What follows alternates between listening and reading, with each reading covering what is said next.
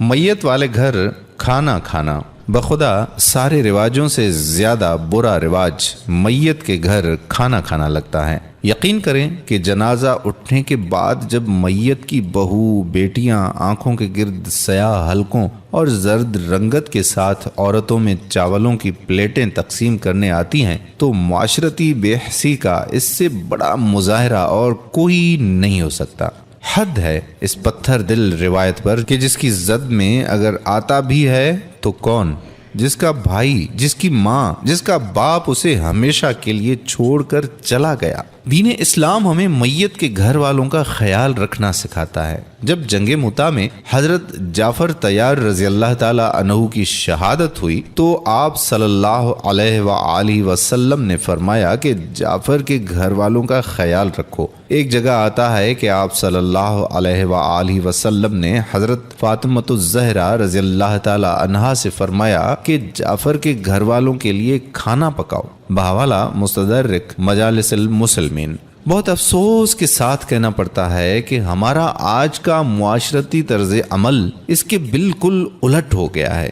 بجائے اس کے کہ میت کے گھر والوں کے لیے کھانے پینے کا انتظام کریں، ہم خود وہاں سے کھا پی کر ڈکار مارتے ہوئے واپس آ جاتے ہیں۔ میں یہ نہیں کہتا ہوں کہ میت والے گھر کھانا بالکل دیا ہی نہ جائے، لیکن اس کے لیے کچھ ضابطہ ہونا چاہیے۔ جو رشتہ دار دور دراز کے علاقے سے آئے ہیں، ظاہری بات ہے ان کے آگے کھانا رکھنا عین اخلاقیات ہیں، لیکن یہ کھانا پکائے کون، یہ کس کی ذمہ داری ہے؟ ظاہری بات ہے کہ میت کے قریبی رشتہ دار انتہائی غم کی حالت میں ہوتے ہیں، ان کے لیے یہ ناقابل تلافی دکھ اور صدمے کے لمحات ہوتے ہیں۔ ایسے میں کھانا پڑوسیوں اور دیگر رشتہ داروں کو پکوانا چاہیے اور دور دراز سے آئے مہمانوں کو دینا چاہیے۔ علاوہ ازیں خود میت کے ورثاء کو پیار اور اصرار کے ساتھ کھانا کھلانا چاہیے۔ اس عمل سے جہاں ان کو اپنا آپ سنبھالنے میں مدد ملے گی،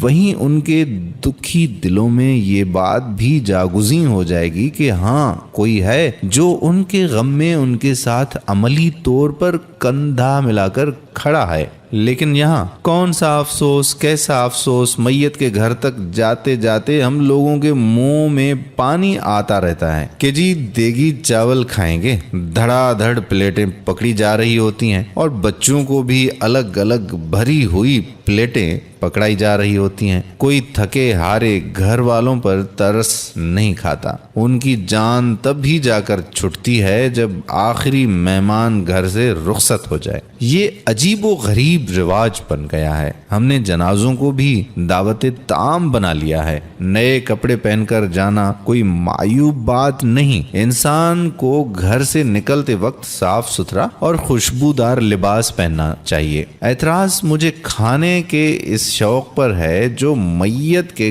گھر جا کر بھی ختم نہیں ہوتا۔ جیسے ہی میت کے رشتہ دار ہمارے ہاتھوں میں بریانی کی پلیٹ پکڑاتے ہیں، ہم ایک کھسیانی سی مسکراہٹ کے ساتھ کہتے ہیں کہ رہنے دیں، ناشتہ لیٹ کیا تھا۔ لیکن یہ رسمی جملے کہنے کے بعد ہماری پھرتیاں دیکھنے والی ہوتی ہیں۔ چند منٹوں میں پلیٹ خالی کر کے اپنے بچوں کو ڈانٹ رہے ہوتے ہیں، دیکھو ذرا کھایا ہی نہیں تم نے، اب مجھے ختم کرنا پڑے گا۔ ہونا تو یہ چاہیے تھا کہ اگر ہم صاحب استطاعت ہیں تو ہم میت کے گھر دیگ لے کر جاتے اور دور سے آنے والے رشتہ داروں کو اپنے ہاتھوں سے کھانا دیتے، میت کے گھر والوں کو مکمل ریسٹ کرنے کا موقع دیتے۔ اگر صاحب استطاعت نہیں ہیں تو ہاتھ پاؤں تو سب رکھتے ہیں نا، اٹھیں اور گھر والوں کا ساتھ دیں، ان کی مدد کریں، ان کا دوسرا ہاتھ بن جائیں آپ۔ المیہ تو یہ ہے کہ ایک طرف گھر والے اکثر میت کی لمبی بیماری، پھر ہسپتال کی پریشانی بھرے آخری چکر، پھر صدمہ الگ اور اطلاع دینے کا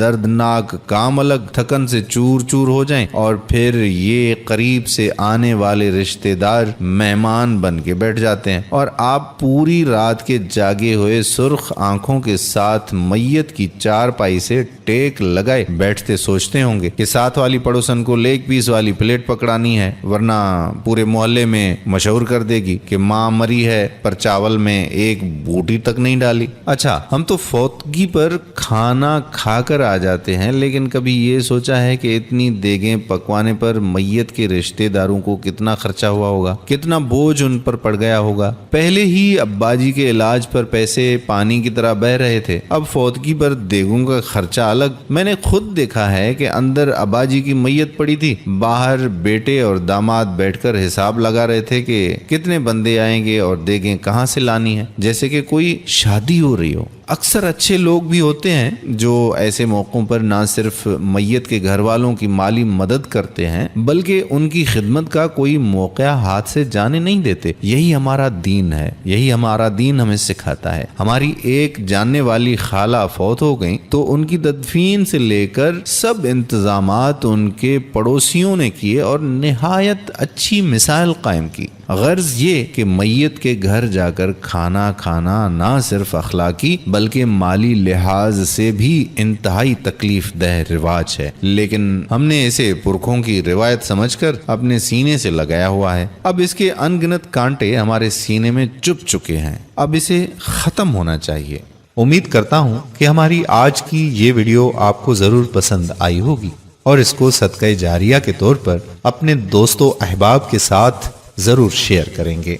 अगर आपने अभी तक हमारा पेज प्यारा इस्लाम लाइक नहीं किया तो अभी से लाइक करके फॉलो कर दीजिए और साथ साथ हमारे YouTube चैनल प्यारा इस्लाम को भी सब्सक्राइब कर दीजिए ताकि हम ऐसी मजीद मालूमाती और दिलचस्प वीडियोस आप तक पहुंचाते रहें। जज़ाकल्लाह खैरा। अस्सलामु अलैकुम व रहमतुल्लाहि व बरकातहू।